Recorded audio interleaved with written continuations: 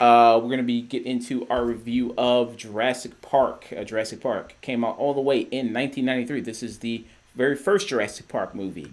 This is what started it all. Sam Neill, Laura Dern, Jeff Goldblum, which Nick was mentioning, Laura Dern was 24 when she was in this movie, and I was like, Yeah, wow. she was 23 when she was in that first movie. Wow. Which, god damn. Yeah, which I mean, Wow. yeah, has been fine her whole life. I mean, yeah, Laura Dern is Mm-hmm. incredibly attractive.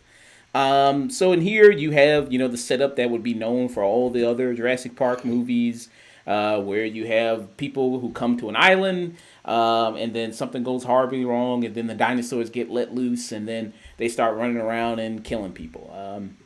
That's a formula that will be known for they repeat over and over and over again, pretty much.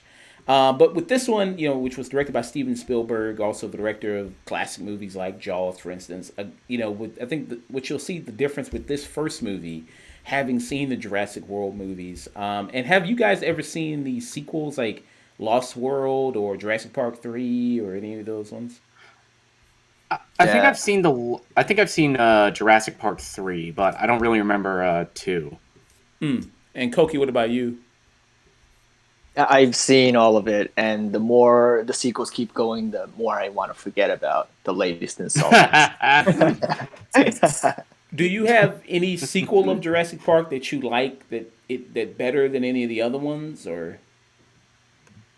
um, of all the four, well, I guess five now. I like Jurassic World the best.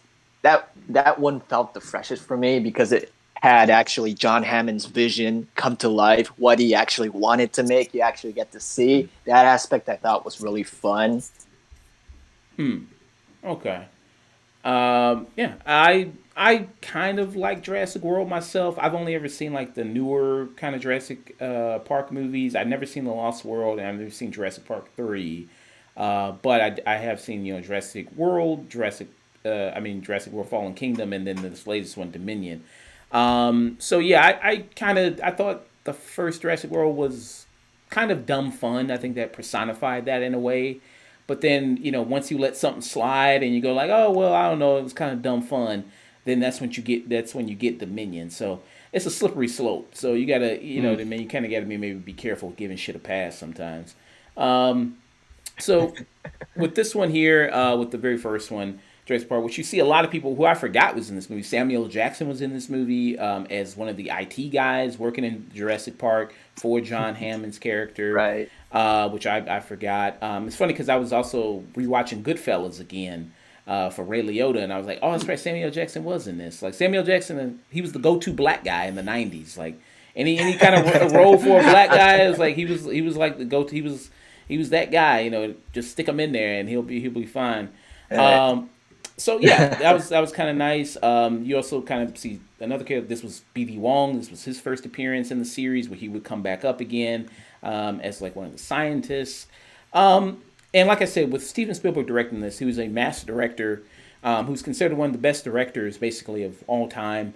And it's just almost similar to what he did with Jaws or what he did with E.T. Very much hiding, the dinosaurs, you know what I mean, until the big reveal comes, especially with the T Rex. That's where the big, money maker is with that, when that animal finally appears, and then the tension. And he really knows how to build that throughout. And before even that moment comes, when you see that, with the T Rex comes, you see the characters and you really get to know them. And Sam Neill, who's playing Alan Grant, and then Laura Dern, who's playing Ellie Sadler, and then also Jeff Goldblum playing Ian Malcolm. You really get their dialogue between each other. You get to sense the characters. You got the kid characters as well, and get a sense of them. So it's very, very good at establishing these characters and make you kind of care about these characters before we get into dinosaurs chomp chomp humans. You got the asshole lawyer who is gonna get his ass eaten, and probably I think is on the list of like one of the most embarrassing deaths in the movie, because he was on the shitter and he got eaten by a dinosaur, Like, which is like the worst way to die, I think. yeah, Yeah, it's something that in this original that's missing from the Jurassic World movies. People die that have it coming, Mm. at least in some way. Instead of what Right. Trevor likes to do, where just completely innocent people, he just brutalizes them for like 20 minutes. Mm. Yeah. Koki, what do you think is kind of the major difference between what you see here in this Jurassic Park movie and then maybe some of the other sequels? Well, looking back at it, it really seems like Jurassic Park is like a real movie. Like everything happens Mm-hmm. organically. Even when the action is happening, it doesn't feel like showy action. It Mm-hmm. feels more like people in terror, and you get to follow that compared to these new ones where it seems like everything is built around a set piece. That's what I feel like is the major difference compared to the first one and the new ones. Mm. Mm-hmm. Yeah, I would agree with that. I think with this, like I said, some of the newer ones, it's all about when's going to be the next big, dinosaur fight. You know what I mean? When is the next Mhm. time we're going to see the dinosaur team up with another dinosaur, like it's WWF, and you know what I mean? They're coming and another two dinosaurs and they're tag Right. team, and the one dinosaur DDT the other dinosaur. So it's like that's what you're just kind of looking for next. And this one Mhm. had real characters in this one. I think that's kind of the difference here. Like we talked Right. about it in our Dominion review, where Chris Pratt and Bryce Dallas Howard, I don't really care about them. And the whole Nope. thing of Chris Pratt coming Mhm. in, like him putting up his hand, like he's like he's a character in The Runaways where he can telepathically communicate with dinosaurs and everything like that. Like that just was so over exaggerated, and it just didn't feel like they were actual real characters that you really could attach yourselves to. With this one, you Mm-hmm. do, you know what I mean, of having these characters like Laura Dern who, and Sam Neill who genuinely love dinosaurs. They're archaeologists and love and paleontologists and love researching about dinosaurs, talking about dinosaurs. She's even got her hand in dinosaur shit and couldn't be happier. She's digging through it and trying to Yeah, figure it out. yeah, yeah. The biggest thing about that I think is lost on these latter movies is that initial scene where the big three, Sattler, Malcolm, and Grant, when they get to Jurassic Park and Mm-hmm. they see the dinosaurs for the first time, and there is that genuine sense of awe and wonder and that feeling of everything I've worked for actually seeing it come to life.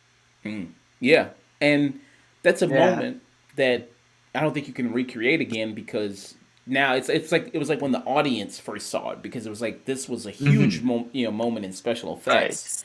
Right. All the way Mhm. in 1993, nobody had ever probably seen something like this before. So it was revolutionary with that. Koki, what's your opinion on that? Yeah. This really felt like the first one really felt like the one where the characters actually were characters. They felt very three-dimensional. They weren't types. They actually, you could see the emotion, the ahs, and then compared to the rest of the movie where when it eventually goes to shit, then you actually feel the terror. Like Spielberg is so good at creating like this childlike wonder and then just spinning it on your head and actually making it very nightmarish. Mm. It's really good with that, I thought. Yeah, yeah. I mean, Spielberg is amazing at that, and amazing at kind of building that anticipation. And when you hear, that first moment when the T Rex comes, like I talked about, of hearing the footsteps and you hear the shaking, and Mm-hmm. then when it's kind of revealed, and then the reaction from what I mean, the people when they're just like they're scared shitless, the kids, the adults. You know what I mean? And you also see kind of it just feels like they're more in real danger than in these other movies. Right. Because in the latest Mm-hmm. one, it just felt like, well, nobody's really gonna get killed here, so it's like lack of kind of any tension. Here, you really feel the tension, and there's so many Mm-hmm. iconic scenes in this. When they first come to the park, and also when the T Rex comes, and the raptor scene in the kitchen.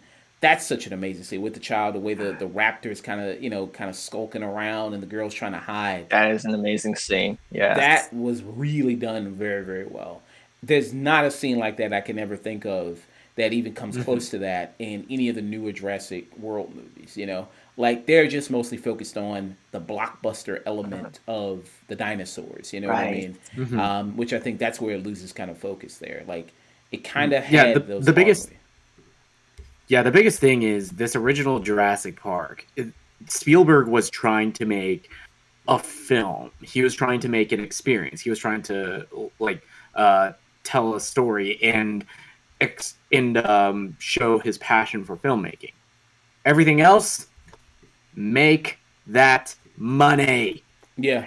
Yeah, it really is kind of ironic how this movie like comments on, you want to package it and you just want to sell it, and then eventually in the sequels, that's exactly what they do, or what Universal is trying to do. It's really ironic when you think about it. Yeah. Because you have the lawyer, who John Hammond in the movie calls him. What does he say about him? He's the morally bankrupt lawyer, or like lawyer. I forgot exactly what insult he says about him. Yeah, and it's even telling that while everybody in that group is just in awe of the dinosaurs, the first thing he says, "We're gonna make so much fucking money out of this." Yeah. I mean, hey, I mean, I think, and then the movie I think taps into a thing where I think, as you know, when you're growing up, every kid probably had like a dinosaur phase where you were like really, really into dinosaurs when you first learned about dinosaurs in school. You know what I mean? You had your favorite dinosaur, and then you saw, pictures of them. I don't know about any of you guys, but I had like a little bit of a dinosaur phase kind of when I was like maybe 11, 12. Mhm. What about you guys?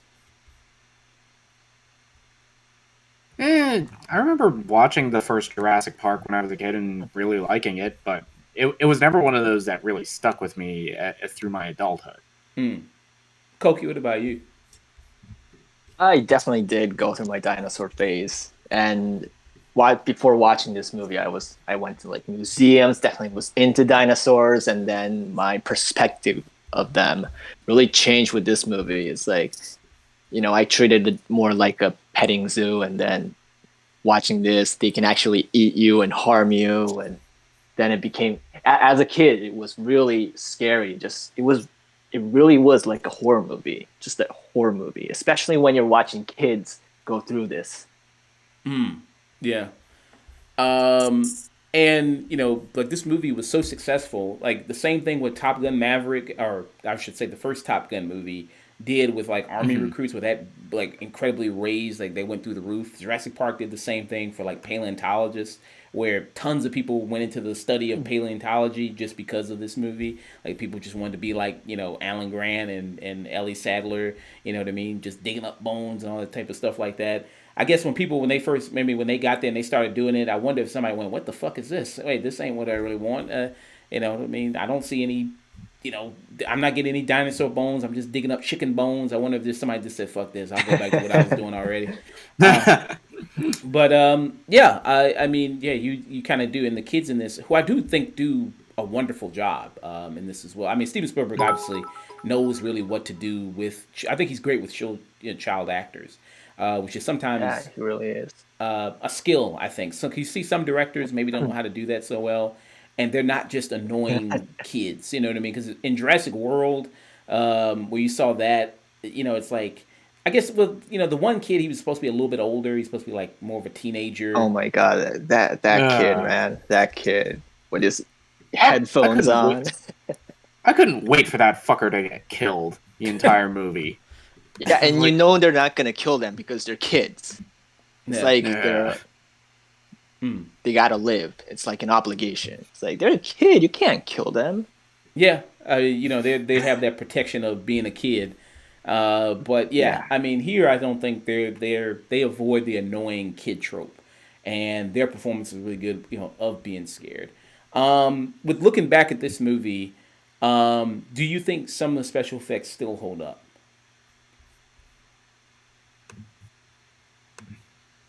Oh, I absolutely.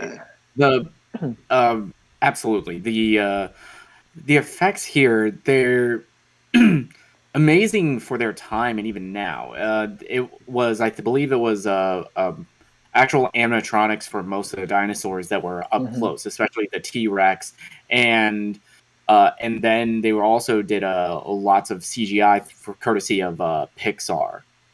Hmm. Uh, Koki, what about you?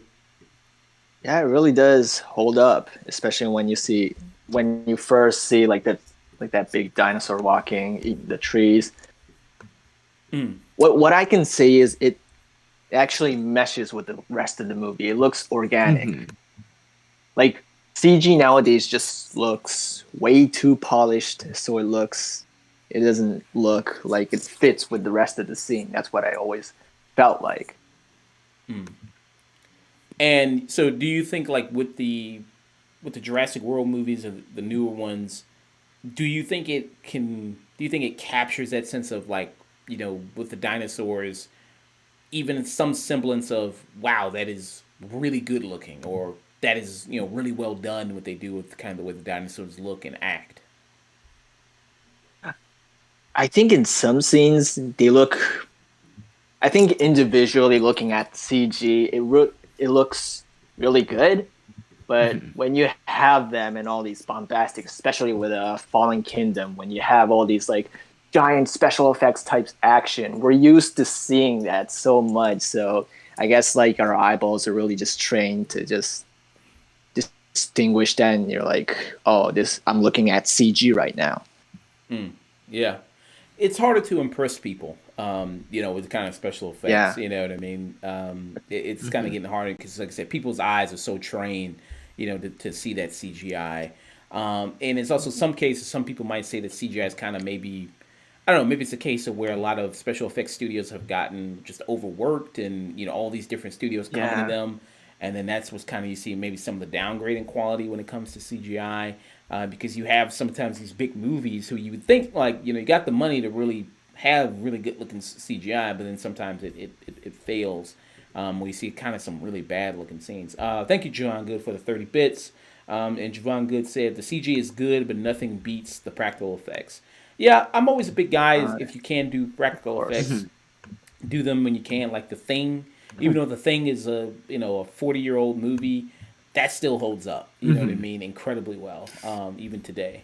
Um, Yeah, it's like when you have the option to go practical, go practical. Like some of the effects on the boys, the best ones have been more practical. Even something like the remake of Evil Dead. Like the big praise of that movie is all the practical gore effects in that.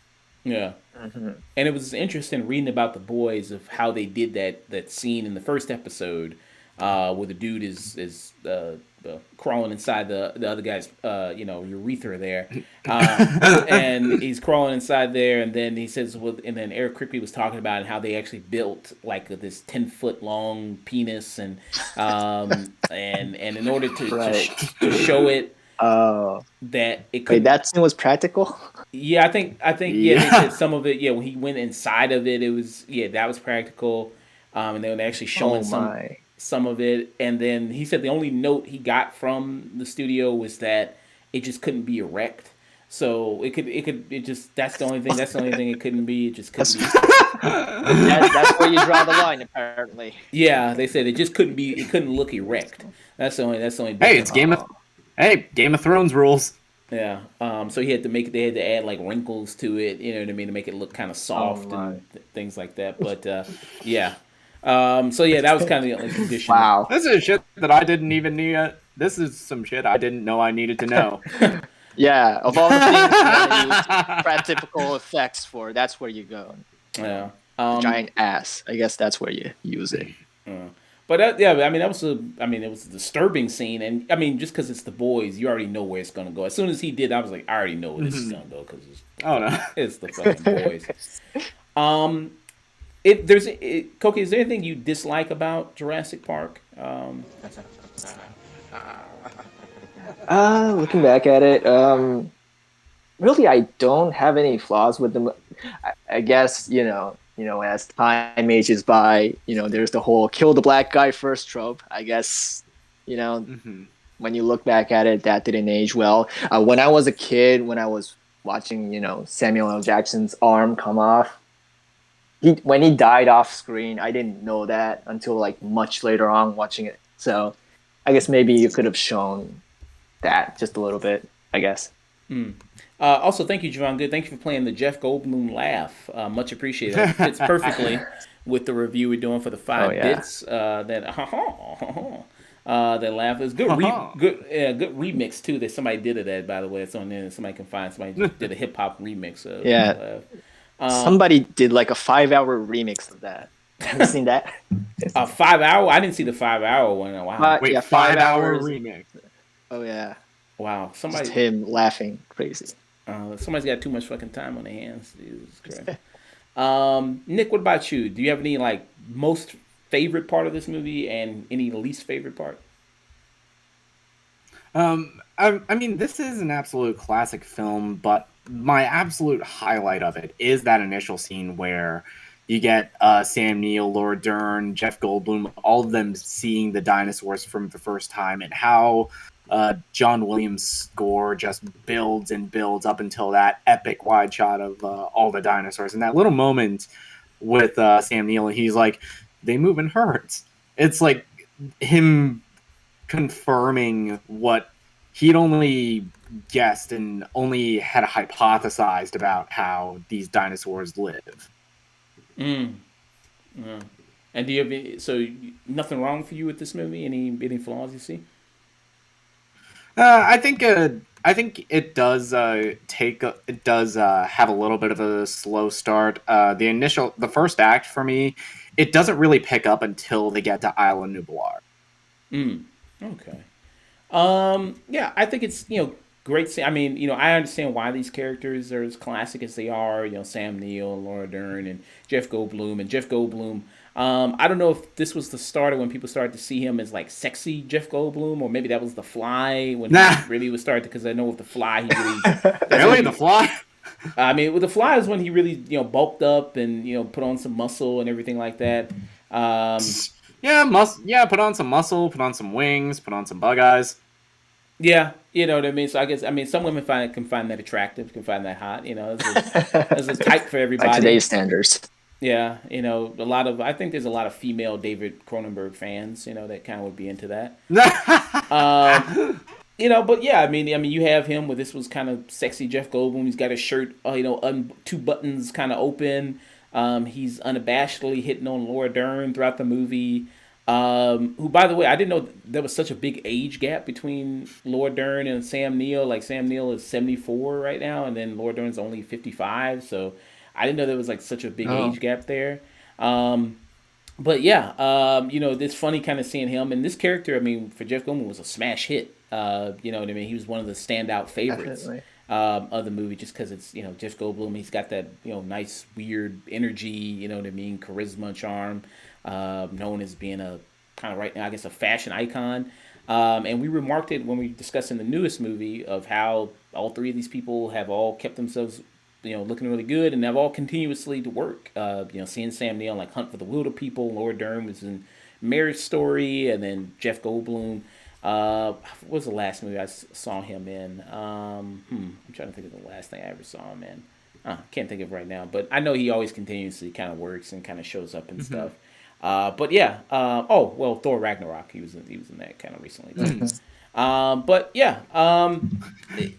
Any. I mean, I think if I had to say any kind of least favorite part, I see your point about it kind of starting a little slow. But I love that, like the slow burn, because again, this is kind of the first time you got to tease people a little bit of seeing the Mhm. dinosaurs. You have to spend time with these characters in order to care about Yeah, them when you put them in danger. Yeah. yeah. Yeah. Something that I think Jeff he's. Goldblum. Yeah. Oh no, go ahead, Cook. Uh, I was gonna say like Ian Malcolm, like his like funny delivery and his like weird charisma is what really kept the first half from being boring because you get to Hmm. see him on the plane, flirting with Laura Dern, and then you see the whole like dinner scene where he's talking about, you guys are really just you don't know what you're doing, and all that. I think all of that, like one of like some of his best scenes, you only see that in like the first half. And I remember like vividly after he gets stumbled by the after the dinosaur incident. You don't really get much of him later on. That's what I Hmm. kind of remember, except for that one scene with his like shirt off and he's breathing and he's looking very sexy. Aside from that, I don't remember him participating much in the second act, just in terms of like dialogue. Yeah. Well, yeah, because Jeff Goldblum, I mean, he does get injured in the movie in Malcolm's Right. character, and so that kind of puts him out of commission for a bit. So he has to be kind of helped along in the movie. Yeah, he gets injured, which also was kind of one thing I wanted to kind of remark about like the newer one was that nobody even really gets injured in this movie that you see gravely. You know what I mean? Like Oh. there was that one scene with Sam Neill and Laura Dern in it where they get like attacked by locusts, but I was like, that's kind of nothing too much. That doesn't really put them out of commission, or doesn't seem like grave danger. It's just kind of like, okay, it's like they're swatting them away. So that was also kind of one thing I was also shocked by, that you don't see any like even some scratches or them getting bit or anything like that in it. Nothing. Yeah, so that was also kind of something I thought was hugely disappointing in that. Yeah, Koki, if you had to, do your own Jurassic Park sequel, what would you kind of do? That's a tough question. I guess the first answer is don't make a sequel, but Universal is not going to take a no for that answer. So I don't know, like having Jeff Goldblum as the lead in The Lost World to me was kind of weird. I don't know. It felt like he lost a lot of the charisma that he had in the first movie. That's what I felt. If you're gonna make a sequel, the first thing I would do is I would make sure we get the big three back, because it was kind of weird seeing them all separate in the sequels, especially until now. I would want to make it like an official sequel where we have the three big guys back on the island. That's where we start. Okay. Yeah. So would you consider yourself like a big Jurassic Park fan, Koki? I remember I went through a phase where I saw this movie like maybe 10 times on repeat when Jurassic World came out. But yeah, like the first one, I'm a fan. Like the rest of them are like, just fun. They're more like big budget B movies. That's what I consider them. Yeah. Yeah, I think that's a perfect kind of description for that. Yeah, it's maybe one, interested in going back and looking at the sequels like Lost World. I saw this Jurassic Park movie. I saw it on HBO Max. Pulled up the old HBO Max app. It didn't freeze on me, so that was good. So watch that. Yeah, and it was great going back and watching this after I have not seeing it in a while, in years. And being reminded, this is why this is a classic. You know what I mean? I mean, things that are done with it are phenomenal. When it comes to the tension, when it comes to the kind of horror elements, when it comes to the action of it, when it comes to the characters, I mean, it feels more like a actual real film than any of the Jurassic World movies. Where those were kind of just there for spectacle and just carried by special effects. And trying to have a lead that Chris Pratt is, I think like Nick was talking about, I think works more as a goofy kind of guy who, overestimates himself. He works better as a buffoon that everybody else as a buffoon with an inflated ego that everybody else around him has to rescue. Yeah. I think that I remember when, yeah. Oh, sorry. Go ahead, Koki. Oh, yeah. In regards to Chris Pratt, I remember not minding him much as a straight man when the first Jurassic World came out, because if you don't like have that character distinguish his character, you're just gonna see Star-Lord again and everything. So I didn't have a huge problem with him being serious, but as the sequels went on, I didn't feel much for him as a character. It just really seems like generic action man. Yeah.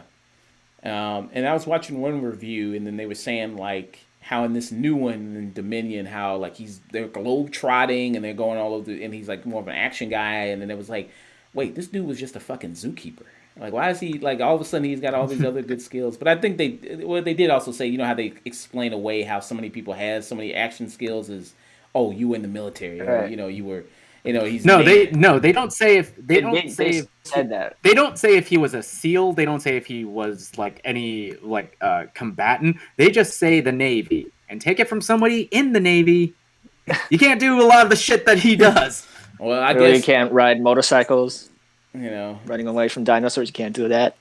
No, that's not what you do in the Navy. Oh, okay. No, that is not what we fucking do. Oh, okay. You don't take talking to Raptors class or nothing like that, or no. Disappointing. Yeah. Oh, okay. So, what is your rating there, Nick?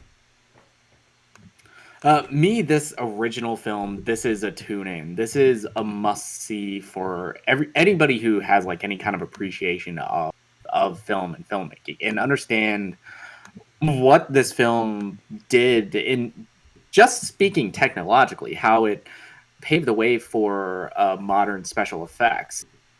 Mm. Koki, our review system. So we do this is cinema. That's the highest rating you can give something, Okay. and then we do tune in, tune out. Then we do a stream And then it, and to then we that, do waste of fucking film, which is stream it. and then that's our lowest rating.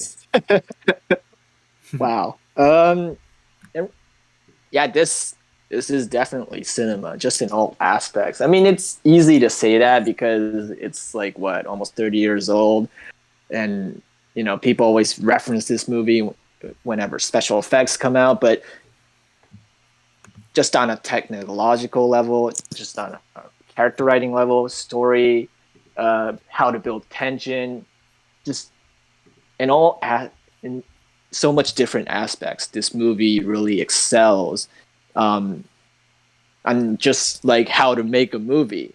It definitely is a timeless classic for a reason, and whenever I say it's a classic, I can give so many reasons to back it up. So yeah, it definitely is cinema.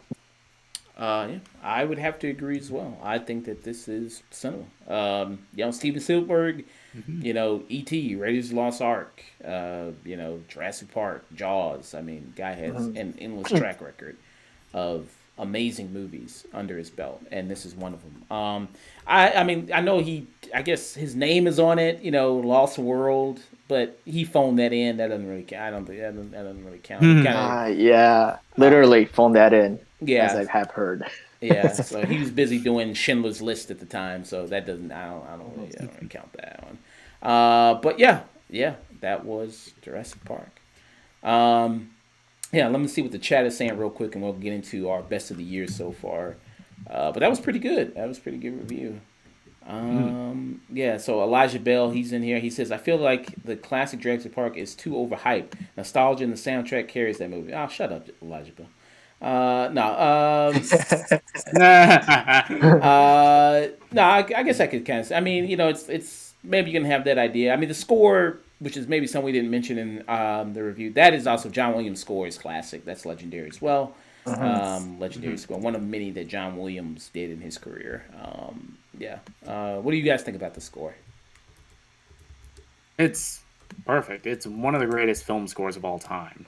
Mm. And even if you've never seen the film, if you just put up a pair of headphones to somebody's head and just ask them to name what that track is, and you start hearing that like Jurassic Park theme, it was like, oh, that's Jurassic Park. Mm.